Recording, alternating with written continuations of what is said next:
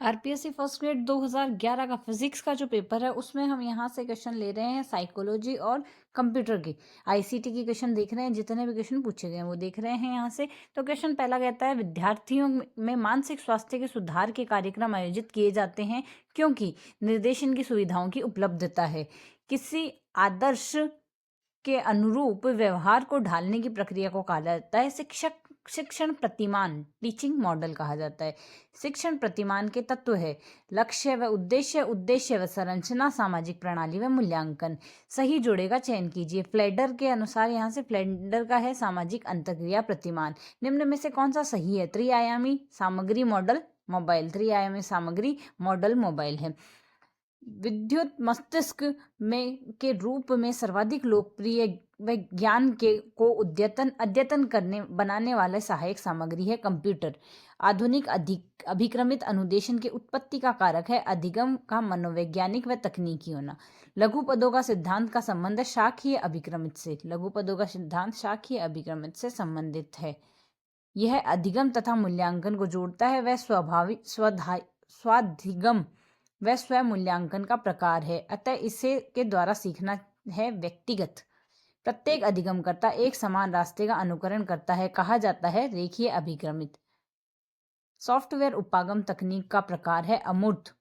Computer सहायतित अनुदेशन व्यक्तिगत अनुदेशन है क्योंकि विद्यार्थियों के विभिन्न प्रकार के प्रारंभिक व्यवहार होते हैं। अधिगमकर्ता विभिन्न प्रकार के अनुदेशन सामग्री में से समान विषय वस्तु सीखते हैं। एक कंप्यूटर अधिगमकर्ता के प्रारंभिक व्यवहार के आधार पर निर्णय होता है। एक प्रणाली एकीकृत रूप से निर्मित इकाइयों का वह समूह है जो नियमित रूप से स्वतंत्र रूप से कार्य करता है। यह परिभाषा है कुलश्रेष्ठ की। निम्न में से कौन सी प्रणाली उपागम की पद्धति नहीं है? प्रणाली शोधनीय व की प्रणाली अभियांत्रिकी, प्रणाली उपागम, प्रणाली विश्लेषण है। प्रणाली के मुख्य तत्व है प्रदा अदा परिवेश। कंप्यूटर शिक्षक का स्थान ग्रहण कर शिक्षण का स्थान ग्रहण कर शिक्षण प्रदान करने हेतु जो जटिल कार्य करता है वह है व्यवहार परिवर्तन करना, शिक्षण के लिए निर्णय लेना व शिक्षण प्रक्रिया को विभाजित करना।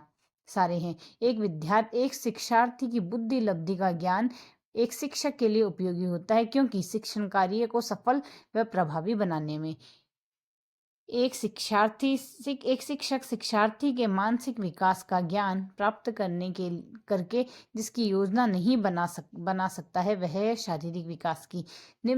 मानसिक विकास का संबंध नहीं है वजन व ऊंचाई से, नहीं है, बाकी स्मृति के विकास, तर्क व निर्णय अबोध की क्षमता से है। निम्न कथनों में से कौन सा असत्य है? तो सत्य होंगे। प्रत्येक स्थिति या परिस्थिति में विद्यार्थी के लिए सीखने का क्षेत्र होता है। शिक्षा मनोविज्ञान अध्ययन की विधियों का एक विज्ञान है। शिक्षा मनोविज्ञान के क्षेत्र में सभी शिक्षा स्थितियां परिस्थितियां सम्मिलित होती है।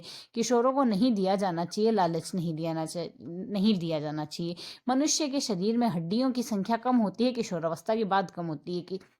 किसको प्रशिक्षण द्वारा व्यवहार में संशोधन की प्रक्रिया माना गया? अधिगम को माना गया है। एक बालक सामाजिक रूप से पूर्णतः विकसित माना जाएगा यदि वह विभिन्न प्रकार के व्यक्तियों के साथ व्यवहार करना जानता है। एक दिग्भ्रमित किशोर का पथ प्रदर्शन किया जा सकता है उसके अच्छे व्यवहार की प्रशंसा करके। व्यवहार का करना पक्ष है सीखने का गतिक व क्रियात्मक क्षेत्र। शिक्षण अधिगम प्रक्रिया में व्यक्तिगत रूप से ध्यान देना महत्वपूर्ण है क्योंकि इससे प्रत्येक शिक्षार्थी के अनुशासित करने के लिए शिक्षकों को बेहतर अवसर मिलते हैं। किशोरावस्था में किशोरियों अध्ययन के साथ टीवी देखना, रेडियो व ग्रामोफोन सुनना पसंद करते हैं। ये विचार है गेसल का। एक शिक्षक अपने शिक्षार्थियों को सदैव इस रूप में मदद करता है कि वे इस विषय क्षेत्र से प्राप्त ज्ञान दूसरे विषय क्षेत्रों के ज्ञान के साथ जोड़ सके। इसमें वृद्धि होती है वह है ज्ञान का संबंध व अंतरण। किस परिस्थिति में अधिगमकर्ता के मानसिक स्वास्थ्य के विकास में निर्देशन सहायता नहीं करता? जब निर्देशन जीवन की समस्याओं का समाधान करने में अंतर्दृष्टि का विकास करता है तब।